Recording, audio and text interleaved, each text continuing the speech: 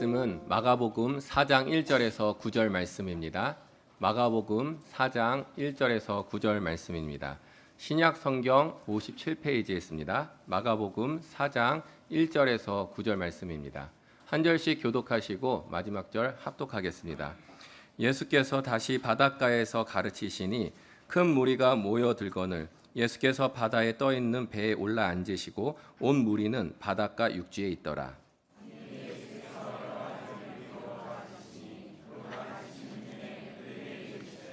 들으라, 씨를 뿌리는 자가 뿌리러 나가서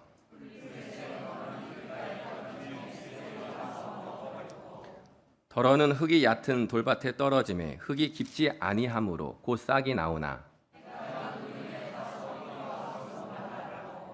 더러는 가시떨기에 떨어짐에 가시가 자라 기운을 막음으로 결실하지 못하였고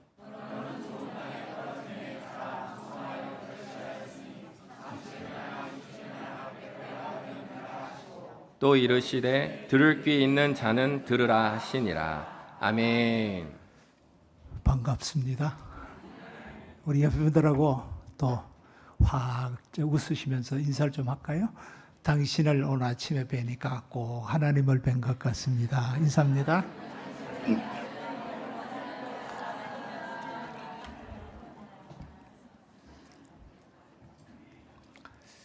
제가 매일 조간 신문을 봅니다마는 몇 해 전에 신문을 딱 펼쳤는데 와, 사람 얼굴이 한쪽 면에 다 차지하고 또 반대쪽에도 사람 얼굴 하나가 두 사람이 딱 등장하고 글은 조금밖에 없어요.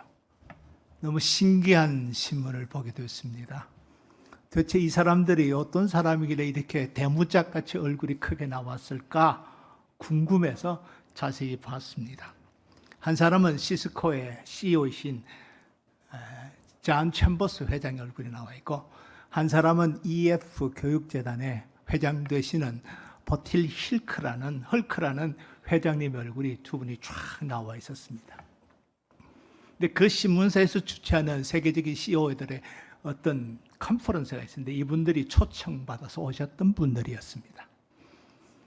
이 두 사람의 얼굴이 유독 그렇게 크게 나온 이유를 봤더니 아주 충격적인 글이 써 있었습니다. 이 두 사람은 세계적인 회사의 회장임에도 불구하고 태어날 때부터 난독증 환자예요. 이 난독증이 뭐냐면 글자를 읽을 수가 없고 기호를 읽을 수가 없습니다. 머리가 나쁜 사람이 아니고 뇌의 구조가 다른 사람과 달라서 이 글자나 어떤 구조적인 어떤 기호들을 읽을 수 없도록 뇌가 그렇게 되어 있었기 때문에 굉장히 심각한 후천적인 병이 아니라 태어날 때부터 선천적인 병이기 때문에 이거는 고칠 방법이 없다는 겁니다. 초등학교 보내놨더니 학교에서 손을 들었습니다. 이 아이들은 공부를 지속적으로 할 수가 없다는 겁니다. 왜냐하면 글자를 읽을 수가 없으니까요. 숫자를 깨달을 수가 없어요. 그러니까 공부를 할 수가 없죠. 학교에서부터 이 아이들은 불가능하다. 앞으로 진학하기가 쉽지 않을 것이다. 이렇게 선언을 받았습니다. 근데 놀랍게도 이 사람들은 성장해서 세계적인 기업의 회장들이 되셨거든요. 어떻게 이게 가능했는가? 어머니들의 수고였습니다. 이 두 분의 회장의 어머니들은 어릴 때부터 이 아이들에게 글자를 읽을 수 없기 때문에 대신 글을 읽어줍니다. 글을 읽어주면 이 아이들은 머리가 좋은 사람들이니까 듣고 암기를 해버립니다. 그렇게 어릴 때부터 옆에 앉아서 계속 읽어주고 그리고 그 사람들은 암기하고 그렇게 해서 공부를 했는데 인류대학을 졸업하고요. MBA까지 마칩니다. 그리고 세계적인 그룹의 회장이 되어서 그 회사를 놀랍게 변화시켜버립니다. 그래서 이 두 분의 얼굴이 나오고 이분들이 초청받아서 한국에서 강의를 하신 거예요. 물론 지금은 이분들이 다 은퇴하신 분들입니다. 이분들의 글을 읽으면서 제가 하나 깨달은 게 있습니다. 경청한다는 것. 남의 이야기를 듣는다는 것이 이렇게 소중하다. 남의 이야기를 집중해서 들을 수 있고 그 사람을 이해할 수 있다면 어떤 일도 가능하다. 이분들은 세계적인 기업의 회장이 됐음에도 불구하고 서류 한 장도 자기 힘으로 읽을 수가 없습니다. 비서가 옆에서 읽어주면 잘 경청했다가 사인업하는 거예요. 그래서 세계적인 기업으로 만드는 겁니다. 이건희 씨가 선친부터 삼성이라는 기업을 물려받을 때 선물을 2개 받았다고 이건희라는 책에 보면 나옵니다. 첫 번째 선물이 목계를 받았습니다. 목계는 나무 목자, 닭계자, 나무로 새겨 만든 닭 한 마리를 받았습니다. 그리고 또 하나는 족자를 하나 받았는데 경청이라는 글이 써진 족자를 받았다죠. 기업 경영 철학으로 이 2가지를 물려준 거예요. 이 목계는 원래 중국 고사에서 나오는 이야기입니다. 중국 고사에 보면 선왕이 나오는데요. 주나라의 선왕이라는 사람이 있는데 이 선왕은 그때 당시 이 닭싸움이 동남아에서 참 유행이거든요. 닭싸움을 참 좋아하셨답니다. 그래서 자기 닭이 전국에서 최고의 닭이 되기를 늘 원했는데 신하들에게 물어봤더니 주성자라는 사람이 이 닭을 조르는데 중국에서 가장 탁월한 사람이라는 소문을 듣고 그를 불렀습니다. 그리고 자기 닭을 주면서 지금부터 훈련을 시켜서 전국 닭 싸움에서 1등 하도록 만들어라고 그 엄한 명령을 내리게 됩니다. 이 명령을 받은 이 주성자가 왕의 닭을 곱게 집에 가져가서 훈련을 시킵니다. 한 달이 지났는데도 소식이 없으니까 성질이 급한 이 선왕이 불렀습니다. 왜 아직도 소식이 없느냐, 아직도 더 훈련해야 되느냐고 물었습니다. 그랬더니 이 주성자 말을 안 됩니다. 왕의 닭은 상대 닭만 보면 싸우려고 덤벼들기 때문에 아직 최고의 닭이 되기는 멀었습니다. 안 된다는 겁니다. 다시 한 달이 지났는데도 소식이 없습니다. 또 불렀습니다. 주성자야, 아직도 안 됐느냐? 안 됩니다. 왕의 닭의 눈에는 살기가 있어서 경기 닭으로서는 아주 불가능합니다. 더 훈련받아야 된다는 거예요.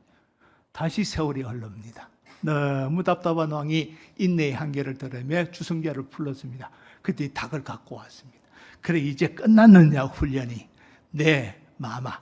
그때 주성자가 했던 말이 이제 왕의 닭이 목계와 같이 되었나이다. 이 목계, 이 나무로 만든 닭처럼 됐다는 거예요.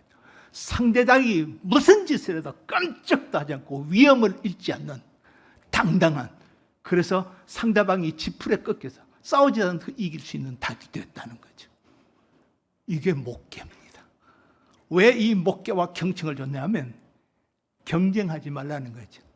상대방과 직원들의 이야기를 잘 듣고 생각해서 목계처럼 품위 있고 당당하게 싸우지도 않고 경쟁하지도 않고 이길 수 있는 회사를 경영하라는 이 철학을 그에게 물려줬다는 이야기죠. 여러분, 가장 좋은 것은 싸울 필요가 없는 거죠. 남의 이야기를 잘 들어야 돼요. 이건희 씨 모습을 성전에 함께 기억하시면 말씀을 잘 안 한 분입니다. 말이 굉장히 어눌합니다. 근데 한 번 하면 그 말은 굉장히 무섭습니다. 그분 앉아서 생각을 하죠.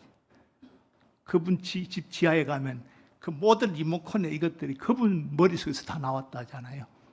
그러면 끝없이 생각하고 말하지 않습니다.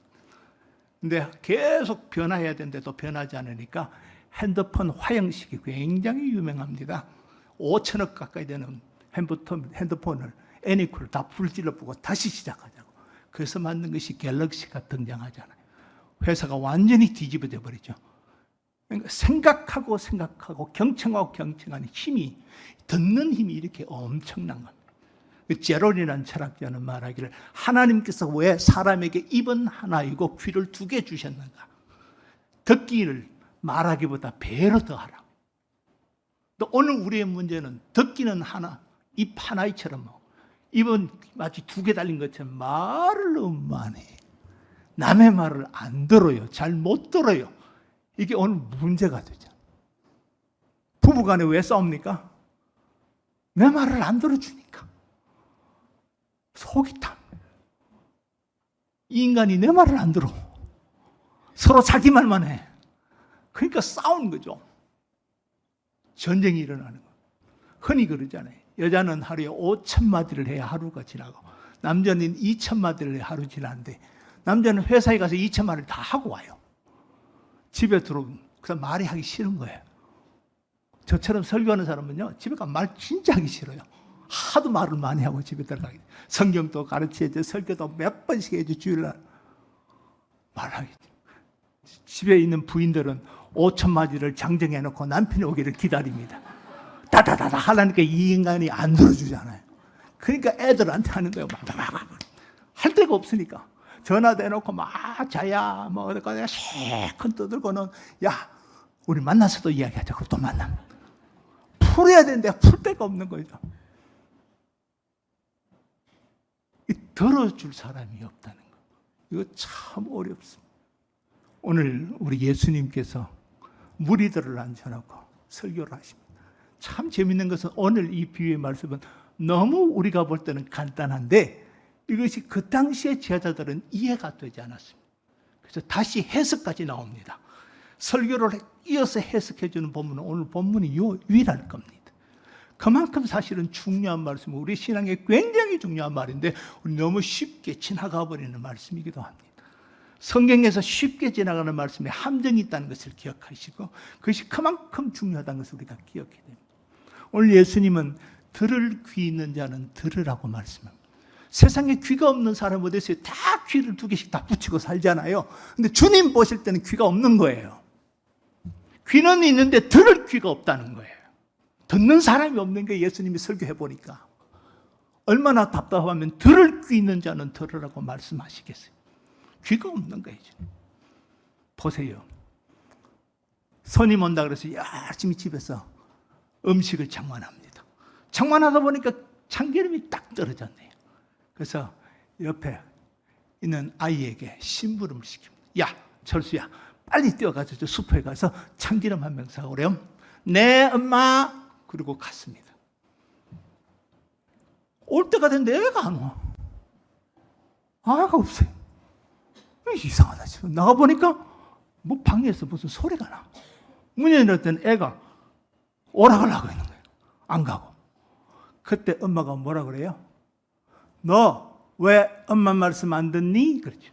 걔는 들었어요. 그래서 내 엄마라고 대답했어요. 그런데 엄마는 안 들었대요. 누가 문제인가요?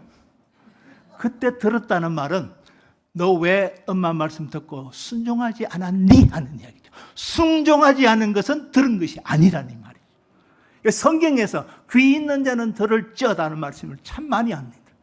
그 말은 무슨 뜻이냐면 듣고 믿음으로 반응하지 않는 것은 들은 것이 아니라는 거예요. 듣기는 교회에서 다 들어요. 설교 다 들어요. 그럼 다 같이 변하나요? 아니에요. 믿음으로 반응하는 사람만 변하게 되어 있습니다. 듣기만 하고 가만히 있으면 그리고 아무 일도 일어나지 않는다는 거예요. 그래서 성경에 보시면 예수님께서 네 믿음대로 될지어다는 말씀과 네 귀 있는 자는 들을지어다가 같이 나옵니다. 듣는 사람은 믿음을 가진 사람이고 믿음 있는 사람은 듣게 되어 있다는 거예요. 들음으로 믿음이 생기고 믿음 있는 사람은 순종함으로 듣게 되어 있다는 거예요. 이 들음과 믿음은 동전 양림과 같이 가는 거예요. 오늘 주님께서 너무 답답하신 거예요. 아무리 설교를 해도 들을 귀 있는 자가 없다는 것이 우리 주님의 마음을 너무 답답하게 하고 계세요. 그렇다면 왜 사람들이 설교를 듣지 못할까요? 왜 사람들이 귀를 있는데도 불구하고 듣지를 못할까요? 오늘 예수님께서 그래서 하신 말씀이 4가지 밭의 비유입니다. 우리가 듣지 못한 이유는 우리 속 사람이 문제가 있기 때문에 그렇다. 우리의 마음에 문제가 있기 때문에 그렇다. 우리의 마음이 병이 들어있는. 이 마음을 빨리 고치지 않으면 아무리 주님이 오셔서 설교해도 들을 수가 없고 들리지가 않다는 거예요. 그 4종류의 사람이 있다. 첫 번째는 교회 바깥에 있는 사람, 길가밭 사람입니다. 여러분, 하나님께서 천지 만물을 창조하실 때 길은 창조하지 않았어요. 길은 어떻게 생깁니까? 계속 사람들이 밟다 보면 딱딱 땅이 굳어서 길이 되는 거잖아요. 우리가 태어날 때 원죄를 안고 태어납니다. 거기다가 온갖 사람들에게 짓밟히고 죄를 짓고 계속 우리 마음이 마치 길가밭처럼 딱딱하게 굳어버립니다. 이 길가밭 같은 데서 씨를 뿌린 농부는 세상에 아무도 없습니다. 아무리 씨를 뿌려도 아무리 말씀을 해전해도 듣지를 못합니다. 왜냐하면 이 심령이 길가밭, 예수님 생각과 없기 때문에. 여러분, 전도하기가 왜 힘든 줄 아세요? 길가밭이기 때문에 그렇습니다. 여러분, 전도해 보셨잖아요. 세상에 전도하기만큼 힘든 게 없어요. 아무리 해도 우이독경이에요. 듣지 않습니다. 안 듣습니다. 속이 막 터집니다. 이 간단한 진리를 왜 모를까? 왜 이해 못할까? 왜 안 들까? 너무너무 속이 타. 사실요? 사실 예수 믿고 이 자리에 앉아있는 저와 여러분이 기적이에요. 우리가 문화재입니다. 그래서 성경에 좁은 문을 통하는 좁은 길이 나오죠. 천국 가는 길은 넓은 문이 아니고 좁은 문입니다. 그만큼 예수 믿는 사람이 적다는 이야기예요. 우리가 이 자리에 앉아서 예수 믿고 예배 시간 돼서 하나님 앞에 찬양하는 것, 이것이 기적 중에 기적입니다. 놀라운 거예요. 이게 은혜라는 거예요. 하나님의 은혜가 아니면 이 자리에 앉아 있을 수가 없는 거예요. 한번 생각해보세요. 이 세상에서 제일 딱딱한 의자가 장의자예요. 제일 불편한 의자가 장의자예요. 근데 여기 와서 졸고 앉아 있어요. 집에 침대에서 자면 되는데 꼭 여기 와서 졸아요. 침대에서 자다가는 벼락 맞을 것 같으니까 졸아도 집에서 여기 교회 와서 졸거든요. 그 구원받았다는 증거입니다. 구원 안 받은 사람은 침대에서 자지 이 딱딱한 의자에서 졸지 않는다니까요. 저는 조는 사람도 은혜라 보면서 이야, 구원은 받았다. 저 딱딱한 의자에서 어떻게 졸고. 할렐루야. 여러분, 그래도 우리는 구원받은 사람들이에요. 얼마나 힘들어요. 정한 시간에 와서 예배 드리려고 오는, 이거 쉽지 않습니다. 길가밭은 죽었다 깨도 힘듭니다. 안 됩니다.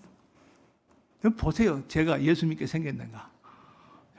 저는 한 번도 교회 가야 되냐, 뭐 예수 믿어서 꿈에도 해본 적이 없는 사람. 21살 때까지 단 한 번도 교회 가야 된다는 생각을 해본 적 없고, 학교 다닐 때 친구들이 전도하면 때려 죽이려고 그랬죠. 누가 앞에서 전도하느냐. 우리 교회, 집 앞에 교회가 있는데, 지금 생각하니까 사찰지죠. 그때면 사찰지가 누군지 알게 뭐예요. 종치잖아요, 옛날에. 종치면 골목대장이니까 애들 다 데리고 와서만 연탄재 가지고 뭐 도망 다니고. 참 애를 많이 먹였던 사람. 교회 가는 건 고사하고 그냥 오히려 교회 가는 친구들 두들겨 패서. 이상하게 저희 집은 이모 할머님이 권사님이시고 고모 할머니도 권사님이세요. 근데 우리 집은 교회 안 나가요. 그 자녀들도 교회 안 나가더라고 보니까. 이해가 안 됐어요. 이모 할머님이 아주 극성적으로 지금 생각하면 아주 열정적인 신앙이네요. 뭐 늘 기도하시고. 저희 집에 오시면 제가 구박을 참 많이 했습니다. 제일 싫은 것이 밥을 대접하면 그냥 아이고 고맙다 잘 먹었게 하고 드시면 되는데 기도하지 말아요. 그거 보기 싫어서 저는 같이 밥 안 먹어요.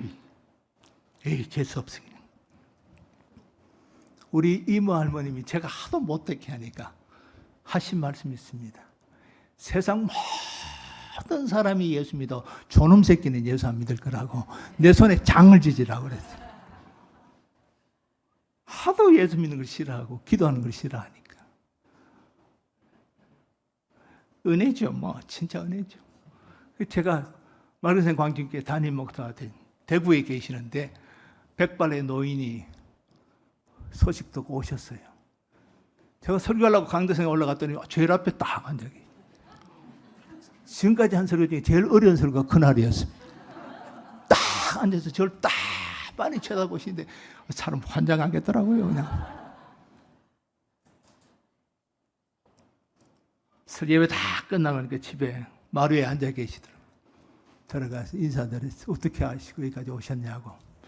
앉아봐라 이랬더니 저를 빤히 보시더니 좀 부끄럽지?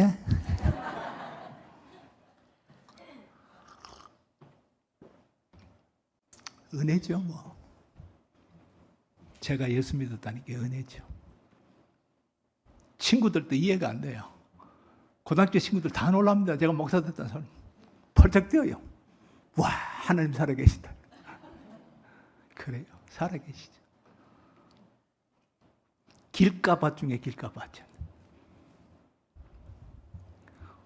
불교가 다인 줄 알았는데 한번 저에게 전도를 안 했으면 제가 지금쯤 저 도선사에 가 있을 거예요. 저는 너무 좋았어요. 그때까지는. 진리 알기 전까지는 그게 다인 줄 알았어요. 아마 머리 깎고 들어갔었는지도 몰라요. 제가. 근데 진리를 알고 나니까 그게 아니더라고요. 은혜죠. 우리가 이 자리에 앉아 있는 게 주님의 은혜인 줄 믿습니다. 전도하기 힘들어요. 제가 목회할 때는 1년에 2번 총동원 주일을 합니다. 새생명 축제를 합니다. 야, 그날만 오는 사람이 30년째 그날만 온 사람이 있어요. 그러고 안 와요. 그래도 야단치지 말라고. 그날라도 한번 왔으니 선물만 받고 가죠. 그래도 또 데리고 오라고. 괜찮다고. 정말 예수 믿는 거 힘들어요. 전도해보면 정말 복음 받는 거 쉽지 않아요. 근데 그게 길가밭이라서 그렇습니다. 씨가 땅에 떨어지면 사단이 새가 바로 먹어버리기 때문에 그렇습니다. 두 번째가 돌밭이라고 했습니다. 돌밭. 이스라엘은 사막이기 때문에 돌덩어리가 많습니다. 그게 사막에 바람이 불면 뽀얀 먼지가 싹 쌓여요. 그럼 돌을 살포시 덮어요. 그게 씨가 떨어지면 이내 싹이 나요. 문제는 이제 해가 뜨면 태양이 장렬합니다. 엄청납니다. 더위가. 그러면 이내 말라버립니다. 왜냐하면 바위 밑에 뿌리를 내리지 못하니까 말라버리죠. 이런 분들은 예수는 믿어요. 교회에 오셔요. 예배 드려요. 순간적으로 은혜로 받아요. 그런데 문제는 이 문을 열고 나면 그리고 아무 일도 일어나지 않습니다. 왜냐하면 뿌리를 못 내리기 때문에. 이 돌덩어리가 바로 상처라는 겁니다. 상처. 우리 마음속에 있는 상처들. 수많은 상처의 뿌리들이 가슴에 꽉 들어있습니다. 변하지 않는 사람이죠. 제가 목회 30년 하면서 제일 어려운 거예요. 처음 부임할 때부터 마지막 제가 은퇴한 날까지 안 변하기로 민족적 사명을 띠고 앉아 계시는 분이 있습니다. 정말 안 변합니다. 와, 어째 저렇게 안 변하실 것입니까? 안 변. 본인이 잘 몰라요. 속에 바위 덩어리가 있다는 걸 몰라요. 여러분 한번 잘 들어보십시오. 내 속에는 지금 어떤 부분에 바위 덩어리가 있는가 한번 들어보십시오. 여러분 사도 바울이 그랬잖아요. 오호라. 이 사망의 몸에서 누군가 나를 건져낼고 선을 행하고 싶은 내 마음속에 죄를 법을 따라 행하는 또 다른 내가 있다는 거 아니에요. 유시아시의 시에 보면 그런 말 나오죠. 물에는 물고기만 있는 것이 아니고 내 속에는 나만 있는 것이 아니고 또 다른 내가 있는 거예요. 울고 있는 내가 있는 거예요. 고통하는 내가 있다고요. 가슴 아래하는 또 내가 내 속에 있어요. 이 내가 이 신앙 안에서 자꾸 걸림돌이 될 때가 참 많습니다. 그럼 사람이요 상처를 딱 받잖아요. 살다 보면 가까운 사람끼리 상처 주고 상처받는 게 더 많고요. 부부 간에, 부모와 자식 간에, 형제 간에 상처를 참. 왜냐하면 우리는 다 죄인들이기 때문에 나만 상처받는 게 아니고 나도 누군가를 나도 모르게 상처를 막 줘요. 그래서 상처를 받는. 어떤 사람들은 뱃속에 임신할 때부터 원치 않는 임신을 해서 그때부터 상처를 받는. 뱃속에서부터 상처받는 사람. 태어나면 부모에게 상처받죠. 형제간에 상처받죠. 학교 가면 친구한테 상처받죠. 선생님에게 상처받죠. 직장 가면 직장에서 상처받죠. 상처 속에 우리는 돌덩이를 가슴에 안고 삽니다. 여러분 우리가 의식 속에서 상처를 받으면 내가 지금 상처를 받지 저 사람이 왜 저럴까 고민하잖아요. 그럼 그 문제를 가서 화해를 하든지 대화를 하든지 아니면 혼자 주님 앞에 엎드려서 기도하든지 풀어야 돼요. 그것도 안 되면 상담사 찾아가서 상담해서라도 그 문제를 풀어내야 돼요. 그런데 대부분 사람이 그냥 참아버려요. 혼자 끙끙 앓으면서 꾹 참아요. 참으면 시간과 함께 그 상처가 해결되지 않은 상처가 우리의 잠재의식 속으로 쑥 들어갑니다. 그러면 우리는 어떻게 망각의 은혜를 받았기 때문에 잊어버립니다. 여러분 잘 기억하십시오. 그 상처를 잊어버린 거지 해결된 게 아닙니다.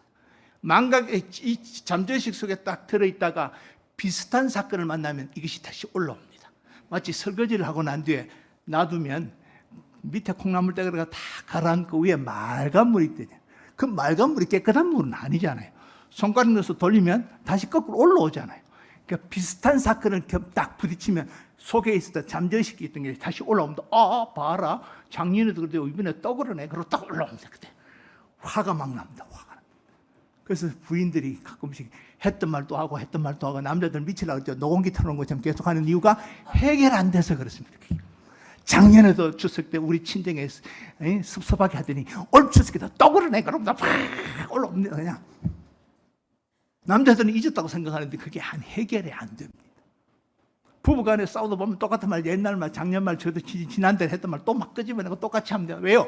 해결이 안 됐기 때문에. 그냥 잊어버린 거예요, 그냥. 이게 상처가 됩니다. 근데 이게 시간이 지나면 또 다시 이게 쭉 가라앉았다가 훅 내려갑니다. 무의식 세계에 들어가 버립니다. 이 무의식 세계는 문제가 우리가 컨트롤할 수 있는 세상이 아닙니다. 이게 밑바닥까지 내려갑니다. 그럼 여기서 쌓이기 시작하면, 해결되지 않고 쌓이기 시작하면 이것이 성경에 보니까 견고한 진이라고 그랬습니다. 이게 견고한 진이 됩니다. 쓴뿌리라는 겁니다. 쓴뿌리. 이거는요, 내가 컨트롤할 수 없고 영의 세계에서 컨트롤합니다. 사단이 컨트롤합니다. 이 사단이 이걸 컨트롤하기 시작하면 그 사람이 아픈 손가락이 됩니다. 교회에서도 꼭 문제를 일으키는 아픈 손가락이 되고, 가정에서도 문제를 일으키는 아픈 손가락이 됩니다. 자기도 몰라요. 사탄이 역사하면 갑자기 화내면 얼굴이 빨개집니다. 감당을 못합니다. 옆에 사람들이. 왜? 해결되지 않아요. 그러니까 사탄이 역사하기 전에 성령께서 역사할 수 있도록 우리가 하나님께 기도하죠. 그걸 내적 치유사기라고 하는 겁니다. 그때 그 치유가 돼야 됩니다. 성령에게 들려져서 그 치유가 돼서 그것이 견고한 진이 뽑아지고 무너져야 돼요. 그게 계속 있으면 신앙이 성장하지 않습니다. 반짝 은혜 받고 그냥 시들어버리고 아무 변화도 일어나지 않습니다. 이게 우리 신앙을 참 어렵게 만듭니다. 여러분, 혹시 누군가의 상처받는 거 있으면 빨리 하나님 앞에 갖고 나와서 금식을 하는 한이 있더라도 해결하셔야 됩니다. 끄집어내셔야 돼요. 안 그러면 여러분이 힘들어집니다. 마음에 누군가를 미워하는 마음이 있어 보세요. 얼마나 괴로운지요. 마음에 멱살을 꽉 붙들고 두고 보자 이러고 있으면요, 지옥입니다. 그때부터 그 삶은 지옥입니다. 빨리 예수 그리스도 이름으로 털어내야 됩니다. 뽑아내야 됩니다. 안 그러면 정말 힘들어요. 근데 교회 안에는 이런 분들이 너무 많다는 게 문제입니다. 여러분 속에 있는 선뿌리가 주님 앞에 기도할 때마다 주님 생각나게 해주시고, 생각나게 해주시고 성령께 맡길 때니 주님 예수 나사렛 예수 이름으로 뽑아달라고 기도하시기를 주님의 이름으로 축복합니다. 세 번째 마음이 정말 많습니다. 한 3분의 2는 이런 마음이에요. 가시던 풀나무. 가시던 풀은요, 욕심과 유혹, 탐심들입니다. 염려, 걱정들. 예수를 믿는데 그래서 은혜는 충만히 받아요. 잘하다가 어느 정도 잘하다가 그냥 더 이상 그 염려와 욕심과 유혹에 묻혀서 그냥 더 이상 잘하지를 못하고 열매를 못 맺는 사람. 10년, 20년, 30년 예수를 믿어서 직분을 맡는데 문제는 그렇게 삶이 따라가지를 못하는 사람. 오히려 직분 받았기 때문에 그 신앙이 잘하지 않으면 오히려 새 가족들에게 더 상처만 줍니다. 그래서 새 가족들이 아니 본사는 사람이 저러냐고, 아니 집 사는 사람들이 왜 저러냐고 뭐 이러죠. 왜냐하면 그분들이 볼 때는 잘하지 않아서 그렇습니다. 상처. 이거 참 우리의 삶의 늘 숙제입니다. 왜냐하면 우리가 세상에 발벗고서 살기 때문에 이런 염려와 걱정과 욕심이 늘 뒤섞여서 살기 때문에 그렇습니다. 여러분 새벽마다 기도하잖아요. 제가 우스갯 삼아 그럽니다. 새벽에 기도할 때 막 기도의 제목 한 보따리 들고 이거 와서 그냥 내려놓고 하나님 우리 아들 문제 아시죠? 우리 딸 문제 아시죠? 우리 며느리 아시죠? 우리 손녀 아시죠? 우리 남편 사업 아시죠? 우리 아들 직장 문제 아시죠? 기도.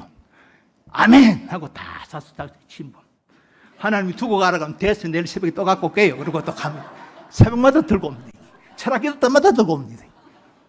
못 맡깁니다. 염려, 걱정 때문에. 불안해요. 맡기기가 너무 불안해. 하나님도 못 믿어요.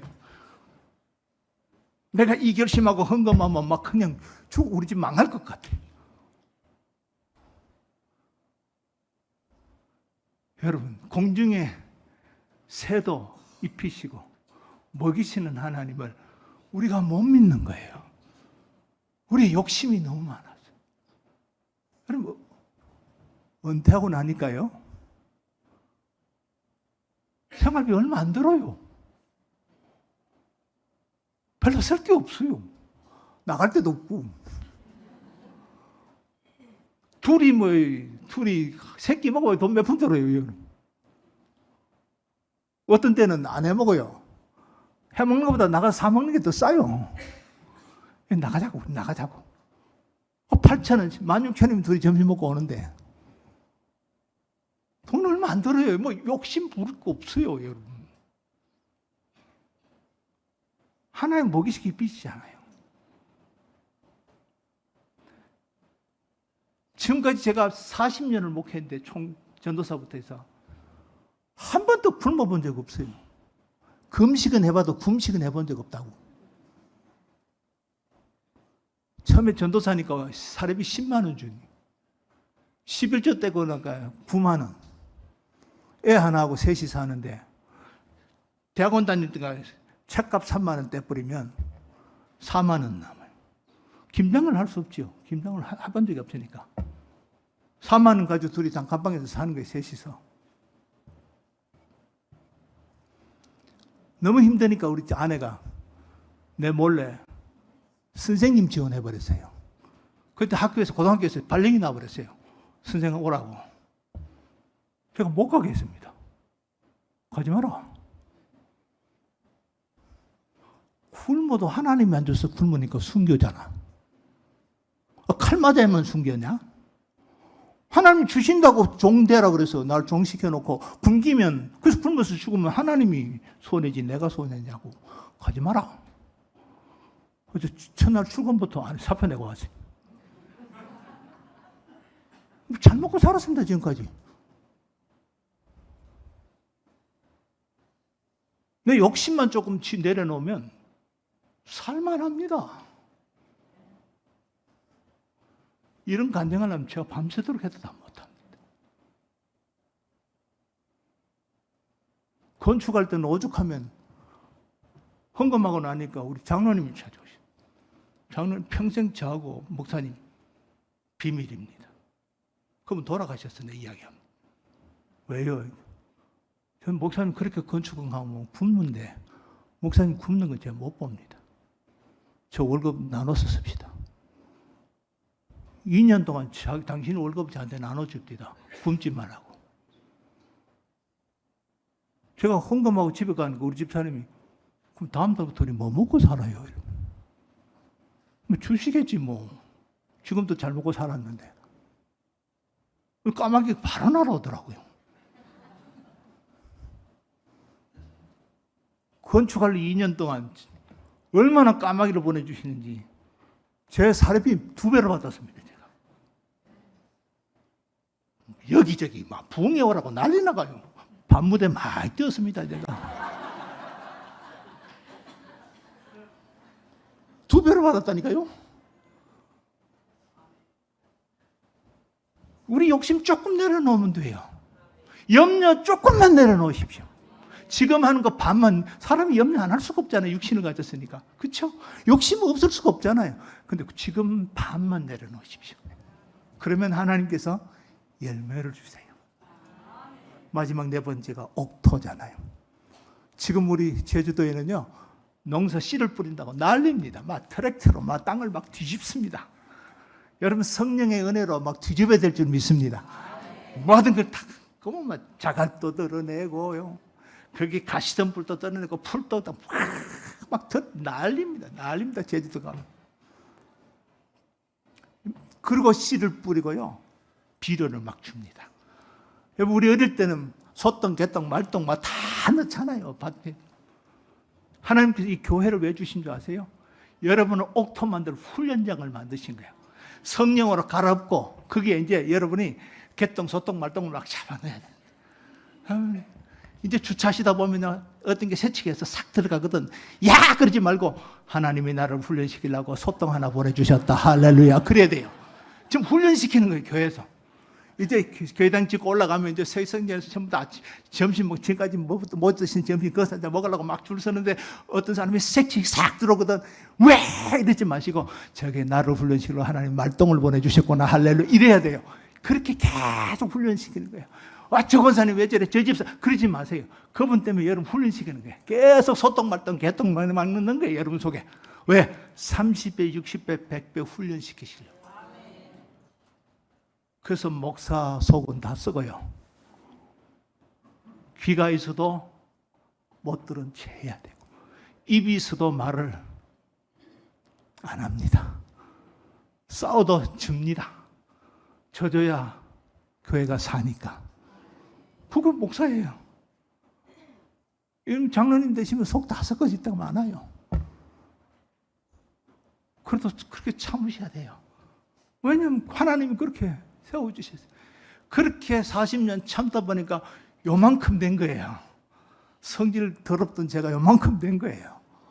목사 안 했으면 이렇게 안 됐을 텐데 목사 된 덕분에 요만큼 된 거예요. 하나님 자꾸 저를 훈련시키는 거죠.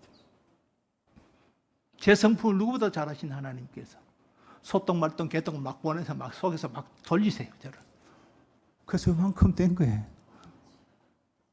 여러분 정말 사랑하는 성도 여러분, 오늘도 주님은 저와 여러분을 이 한 곳에 모아놓고 서로 죄인들을 한 곳에 모아놓고 그냥 뒤섞여서 살게 하신 이유는 나를 훈련시켜서 옥토 만들어 주시려고. 그래서 30배, 60배, 100배 열매를 맺게 하시려고 이곳에 보내주셨던 사실을 믿으시기를 축복합니다. 그래서 우리가 변해야 돼요. 염려 10가지 하던 것을 5가지만 하십시오. 욕심이 끝없이 벌든 하늘 것도 넘게 하던 걸 좀 땅까지 내려오십시오. 조금씩만 줄이십시오. 그래서 주님 닮아가시면 어느 순간에 하나님께서 놀라운 은혜를 여러분 얼굴에 부어주실 거예요. 모래로 화장하는 것은 표가 나는데 성령으로 화장하는 것은 달라요. 얼굴 보면 달라요. 성령으로 화장하신 분들이 정말 예수 믿는 사람들이에요. 얼마나 좋은지 몰라요. 보면 딱 표가 나요. 저분은 은혜 받으신 분이구나. 저분은 저 얼굴 할 때까지 얼마나 속이 문드러졌을까. 그래요. 그렇게 성장하는 거예요. 참 신기하죠. 똑같은 시간에 똑같은 목사에게 똑같은 설교 듣는데 어떤 사람은 이 설교를 듣고 은혜의 말씀이 입에서 나와요. 사람을 살리는 말씀이 입에서 나와요. 근데 어떤 사람 입에서는 똑같은 시간에 똑같은 목사에 똑같은 설교를 들었는데 사람을 죽이고 시험 드는 말이 입에서 막 툭툭 붙어나요. 똑같은 물인데 독사가 먹으면 독이 품어나오고 전염사가 먹으면 생명을 살리는 젖이 나와요. 말씀이 문제고 물이 문제인가요? 아닙니다. 누구 속에 들어갔다 나오냐에 따라서 전혀 다른 말씀이 돼버려요. 옥토에 들어갔다 나왔는지 가시덤불에 들어갔다 나왔는지 돌밭에 들어갔다 나왔는지 길가에 들어갔는지 표가 다 나와버립니다. 우리 모두가 오늘 주신 말씀 들을 귀 있는 자는 들으라 하셨잖아요. 들을 귀 있는 자가 되시기를 주님의 이름으로 축복합니다. 기도하겠습니다. 이 시간 우리 간절한 목소리로 기도할 때요. 하나님, 내 속에 아직도 해결되지 못하는 마음의 상처, 쓴뿌리가 있다면, 그것이 경관진이 돼서 나를 너무 힘들게 하고 있다면 하나님 오늘 예수 이름으로 끄집어내 주시고 성령으로 치유하여 주시옵소서. 하나님, 더 이상 내가 이렇게 살고 싶지 않습니다. 아직도 기도하다가 염려가 더 큰 사람, 아직도 염려가 너무 걱정이 너무 앞서서 기도하고도 마음이 편하지 않다면 하나님 이 염려, 걱정, 유혹들을 무너뜨려 주시고 주님 믿음으로 달려갈 수 있는 삶이 되게 해달라고 이 시간 우리 한번 주여 한번 크게 외치고 우리 간절히 자신을 위해서 기도합니다. 다 같이 기도합니다.